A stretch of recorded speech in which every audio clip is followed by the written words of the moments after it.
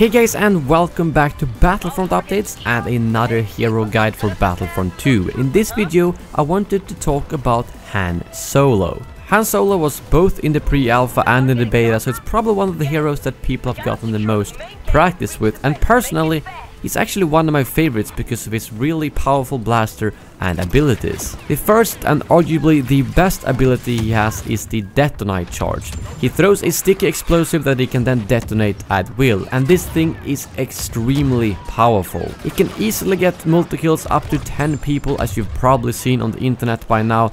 And it also knocks down enemy heroes, meaning that you can use it to knock down the entire enemy team at the same time as you deplete their health, which is why I think this is probably one of the best abilities in the game at the moment. And there are also some good star cards to improve it. I have one that increases the blast radius of the Detonite charge if you let it sit on the ground for more than 5 seconds. It's a little bit tricky to use that in the middle of a battle, obviously, but if I do know enemies are approaching me, or if I am on the defending team, I simply place down the Detonite charge in an opening or something like that, let it sit there for 5 seconds, and then when they enter the room, boom, I detonate it and it will hit even more people with the explosion. The second ability is the Sharpshooter, where Han fires his blaster rapidly for a few seconds. You will see a little white marker on the screen that indicates how many shots you have left with the Sharpshooter ability. It also slowly depletes by time, but it mostly goes down whenever you shoot. So this is a fantastic ability to use if you're engaging an enemy hero, or if there's just a lot of enemies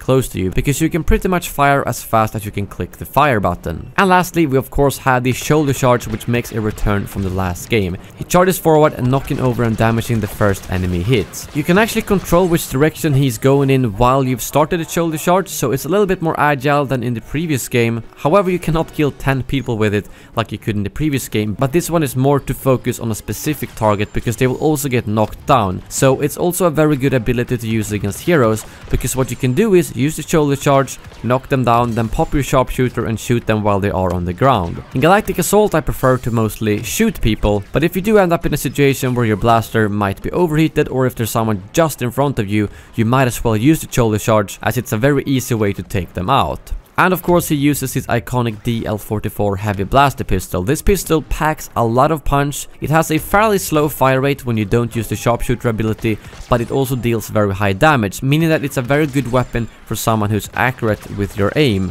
Whereas if you tend to miss a lot of shots, it might be better with a high fire rate weapon like some of the other heroes have. But overall, Han Solo is one of my favorite picks, both in Heroes vs Villains and in Galactic Assault, because he's fairly straightforward to play and he has a very powerful explosive. Thank you very much for watching, and as always, may the Force be with you.